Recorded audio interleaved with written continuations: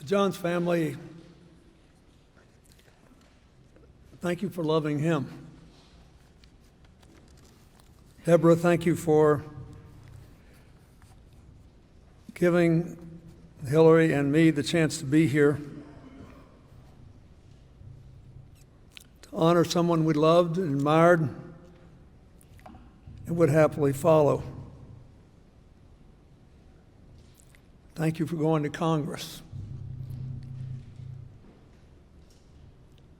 and continuing the service of a great name in a new era. Thanks for making the last 40 years good for him.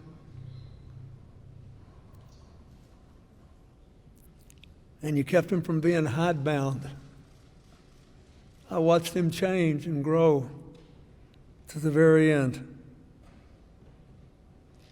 I want to thank John's staff, supporters, colleagues from over all the decades who are here today,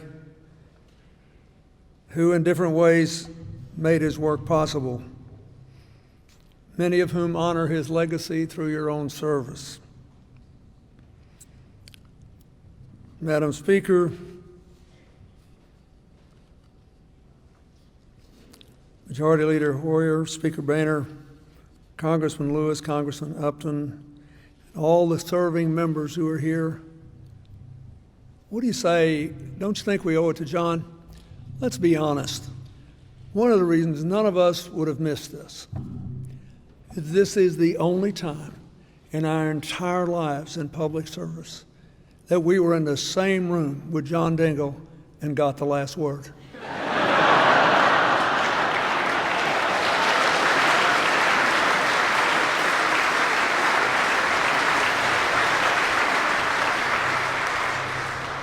Don't you dare jump up and say that.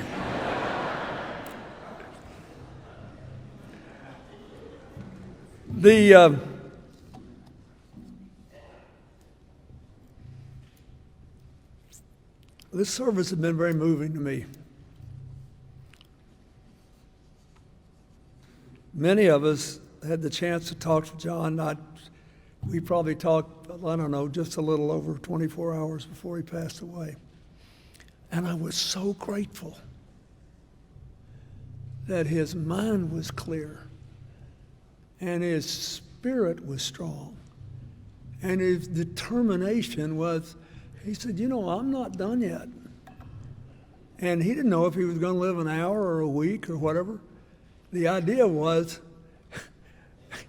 you ride the horse till the race is over.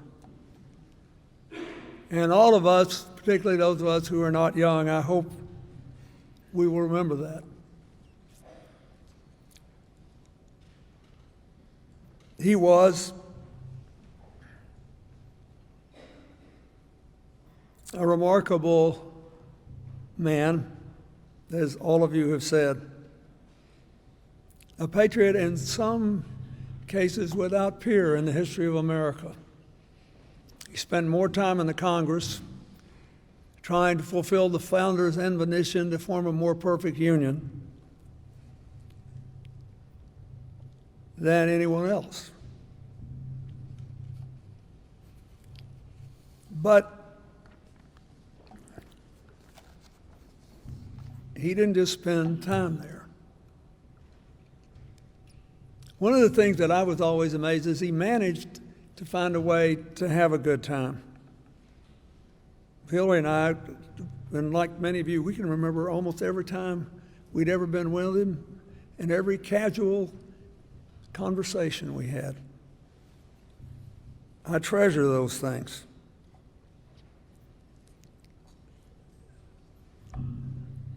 I've been in a duck blind with him when it was so cold, the ducks wouldn't come out. And I told him he should look on the bright side. It saved us from a lot of criticism from the animal rights people. I have been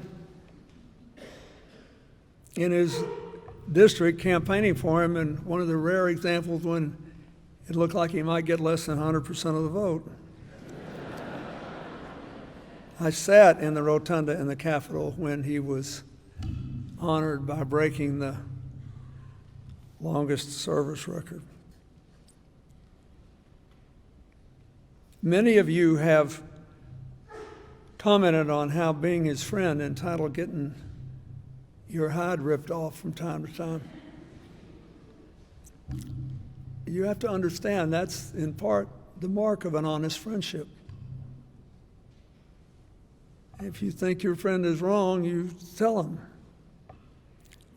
And both of us have experienced this exquisite example of affection.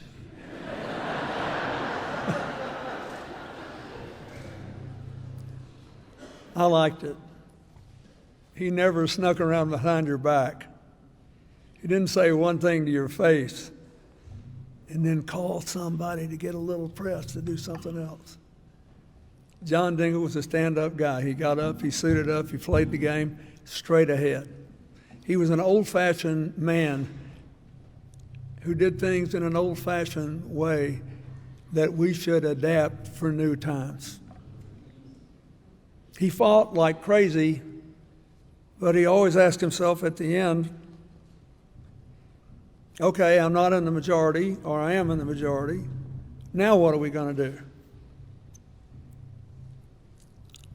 The thing I loved most about him was that he was a world-class doer. He understood that the trust he was given as a member of Congress representing his people was first and foremost a job. And the job required him to show up and do something for which he could give an accounting to the people who hired him and say, we did this, this, and this. We tried this, this, and this. I failed, so we did this because this was still possible. He loved politics, but he also understood that not everyone would agree with him, and if you believed in the Constitution of the United States, that was a good thing. It would give us a better, stronger country as long as we continue to see each other first as people. People first. And then figure out what we could do. I don't know if all of you read his memoirs, but it's funny. He was so busy doing things, he didn't have time to write his memoirs till he was over 90. They were just published last December. And I was looking through it again last night, and I thought, he was afraid he was running out of time, so he sort of short-circuited the last 25 years of his life. He had so much to talk about. But there's one passage that sums up the book in a nutshell. And out of deference to our presence in this historic holy place, and with all the clergy here, I think I will have to paraphrase some of the more colorful language. He wrote, I served in the House for 59 years and 21 days. It remains the record for continuous service in the United States Congress, something that seems to impress a lot of people. I am not one of them. Quite frankly, I don't care about records. Any fool can sit in the chair and take up space.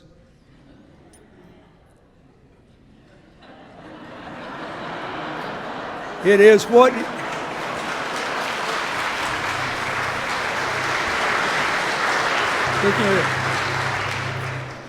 what you do with your time that matters. I look out over this crowd and I see so many of you that I had the honor to serve with. Members of both parties, I can tell you things we did together. John Dingell was just about the best doer in the history of American public life. Since 1955, that's a long time ago, until he left, he had a hand in just about every important contribution to following that followed our founders' admonition to form a more perfect union. And he was good about doing this when he was in the minority as well as when he was in the majority. I remember I pulled out the notes to make sure my memory was right. And it was in 1996, the Telecommunications Act was the first bill ever signed in the Library of Congress, because we thought we were writing a positive communications manifesto for the next several years. It was a highly complicated bill. The communications law had not been overhauled in 60 years. And John and many of our Democrats wanted to make sure that there was ample room for competition to keep the rates as low as possible and the service as wide as possible. And he worked with Chairman Bliley, and he spoke that day in the Library of Congress as the minority leader of that committee, because he was interested in getting something done. His long loyalty to health care is legendary, but in the end, what counts even more than his honoring his father was that he was there for Medicare and Medicaid. He was there for the Children's Health Insurance Program. He was there for the Affordable Care Act. And one of the things that I especially appreciated was his saying that his favorite job in public service was his summer job between his junior and senior year in college as a park ranger in Rocky Mountain National Park. For 59 years, he worked to be sure future generations could enjoy America's national treasure. As far as I know, he supported the efforts of every administration, Democrat and Republican, legislative or executive, to preserve that land. And then he became obsessed with public health. He supported President Nixon in the creation of the Environmental Protection Agency, the Occupational Health and Safety Agency. He supported the Clean Water Act, the Clean Air Act, the Endangered Species Act.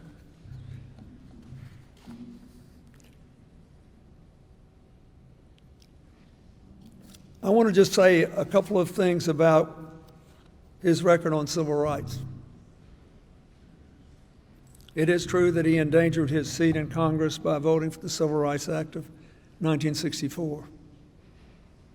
His Polish immigrant Catholic heritage, his study of social justice with the Jesuits up the street, did not permit him to pull up the ladder of opportunity just because he had climbed it. And he was doing this a long time before the Civil Rights Bill was voted for.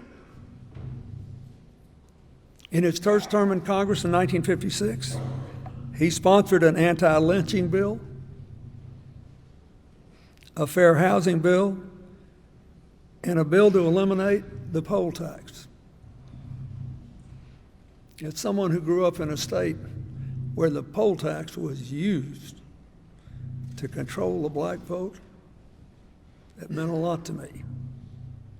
But he became a particular hero of mine when I was only about 13 years old. In 1959, young Congressman Dingell stood before the fearsome speaker, Sam Rayburn, and objected to what is normally routine, the seating of all the new members at the same time. Because one of them was a congressman from my native state, Arkansas, who had defeated the sitting member for supporting the integration of Little Rock Central High School. And he beat him on a write-in campaign in which people were allowed to put printed stickers on the ballot even though the law didn't provide for it. there were other interesting irregularities. But the idea, it sounds simple, a little procedural bill, but I think it's very important, especially to the younger people here who may think of John Dingell as yesterday's man. He was not afraid as a young man to risk the ire of people who could have wrecked his effectiveness to make the point that no one should gain automatic admission to the House if elected under a system that was not genuinely democratic. Finally, in 1961, I told Congressman Lewis that John Dingell accepted an invitation to go to the Union Baptist Church in Atlanta, Georgia, to speak to the NAACP. It's a pretty good gig for a Polish kid from Michigan. And the lady who was doing the dinner was trying to do a favor for a young lawyer she thought needed some help because he was making only $35 a week at the time, which wasn't much money even in 1961. So she let this young lawyer introduce John Dingell. And Vernon Jordan did a very good job of it. And he called to tell me that to this very day, he was just another one of John's kids, that his career really took off after he got to introduce John Dingell. Until his last day on earth, John Dingell was doing.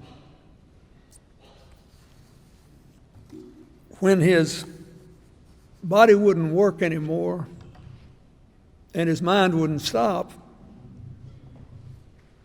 he turned to America's national obsession, tweeting,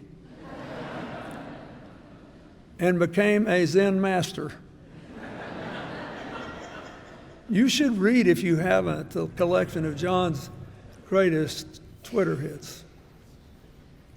I mean, it's Zen mastery. Few words, much wisdom. And if you don't pay attention, you'll miss it.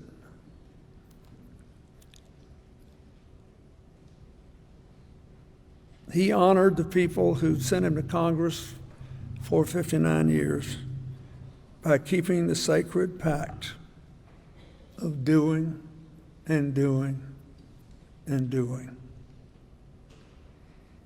We give thanks for his long, good life, but the real thing we have to do is to honor it now as he charged us in his last letter. He often quoted what I used to joke was his good friend, Benjamin Franklin, who said after the Constitutional Convention, when asked what we had been left, he said, "A republic if you can keep it." So now he has done all he could to help us keep it. And the greatest honor we could ever give him is to spend whatever years we have left at the wheel to the last day. Goodbye, John. Finally,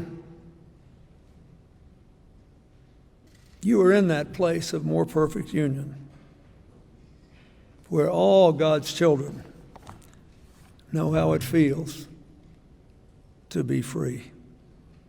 Thank you.